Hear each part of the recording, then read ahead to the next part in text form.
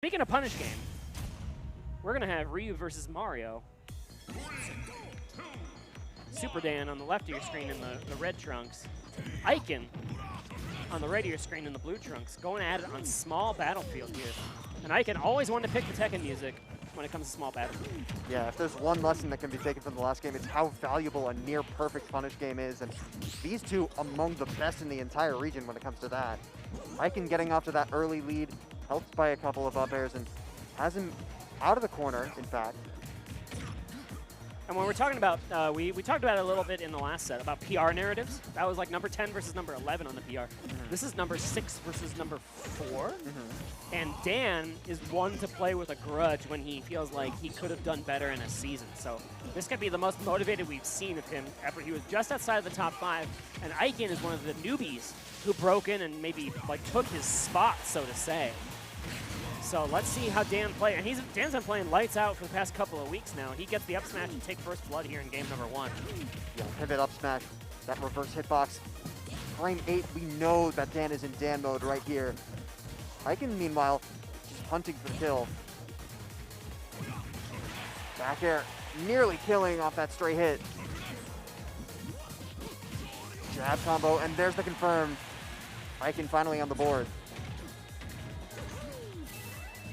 All right, but the answer back from Super Dan. Not going to KO. It's going to get Ikan up to 99%. Not a small lead by any means. Making it back via one focus and one parry. And you know, Mario is really good at just answering a lot of these like sneaky options that Ryu will like try to do, you know, like focus canceling stuff. Mario can throw out a bunch of moves in quick succession, or like a multi-hit move like down air to deal with the focus, or he can just present just really tricky hitboxes onto Ryu's face, like that back air in the corner. Yeah, Mario's short hop height does go over Fireball at its apex, so if he goes for that slow-moving Fireball, may not protect him if he's well spaced. But the answer back from Ikan. So a little bit of a miss space from Dan. I think he was expecting maybe like a dash back from Ikan or something when he was going for that hop in. And instead, Ikan just stands his ground, gets the jab to Shoryu. And that's the thing about Ikan. He's not going to miss those punishes. But be safe on hit at that low percent, capes back that neutral B, excuse me, ready for that at close range. Dan using the platform to full effect here. Just sneaking right by, applying like back airs at any kind of angle in the corner. It's so hard to get out of the corner when Mario is like on that top platform and he can fade down, or he can just like present something else on top of the platform there. But Ikan does gather his stage control. Roll in, Ikan just a bit late to react, and still feeling the effects of that ledge trap even now. Woo. Okay, a fade far back from Super Dan, but he is able to get the recovery he needs. And these super jump punches just not allowing Ikan the space to apply any of those multi-hits. If there's a gap in that, the super jump is going to come out. I mean, having said that, with all this rage, now has to play this within up smash %. Look at that. If you're afraid of that focus 3, you can just turn around the up B in the corner. Focus is through! There's the key for Ikan.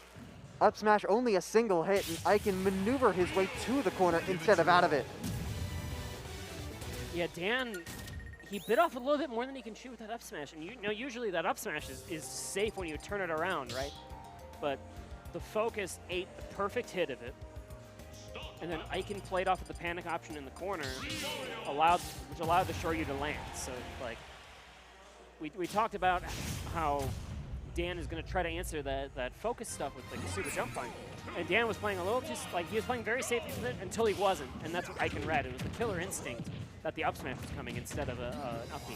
Yeah, how bold was that up B? The same up B, by the way, that Dan had used multiple times only a couple seconds before. But again, we're just going to, I think on this Lilac game, we're going to see Dan just like return to more of those up Bs instead of going for the up smashes. Unless he has just a significant lead, which he does not in this current instance. He actually now is at a deficit as I've been talking.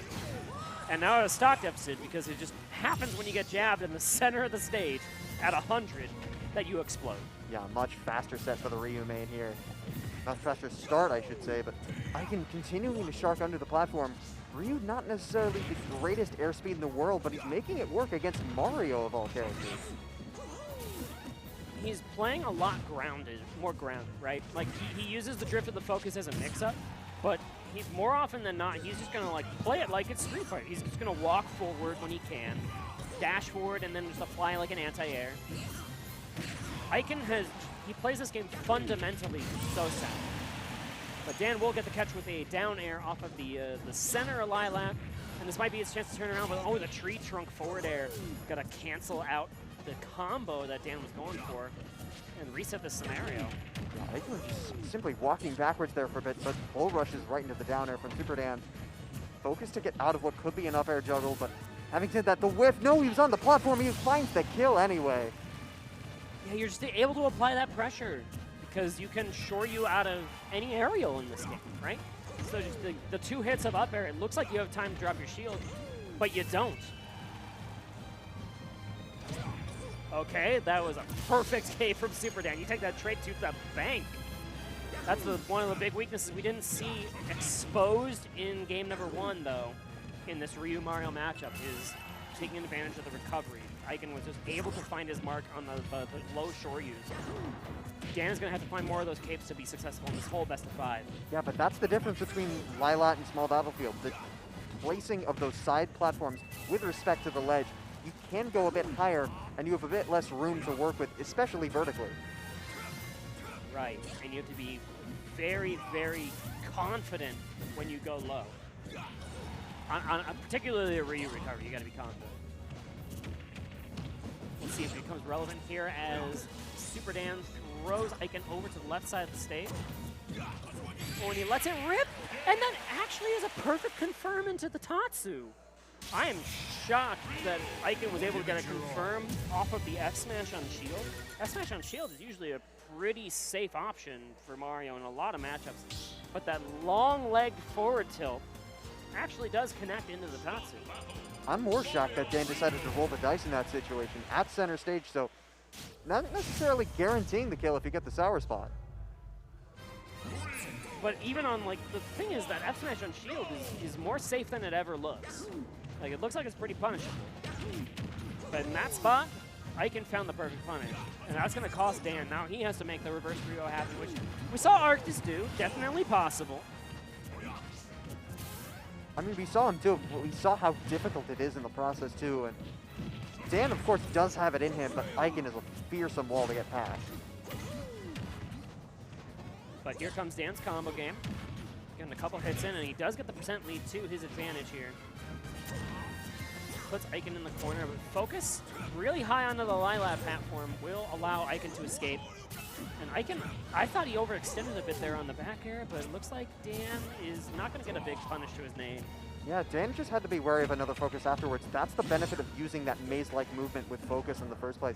It will get you out of tough situations, but it also forces your opponent to consider the fact that it might be used again in the future, even if you're just making the Route 1 recovery. Dan now has pretty confident control here on Lilac, and that's where Mario wants to be, is applying those bunches of back airs on the shield. And that allowed him to cross up. Or actually, I think Ikan was the one who crossed up, which led to the back air. And then it leads to a back air here, so everyone's dying left and right. Confirms into that jump. Ikan finds a grab at low percent.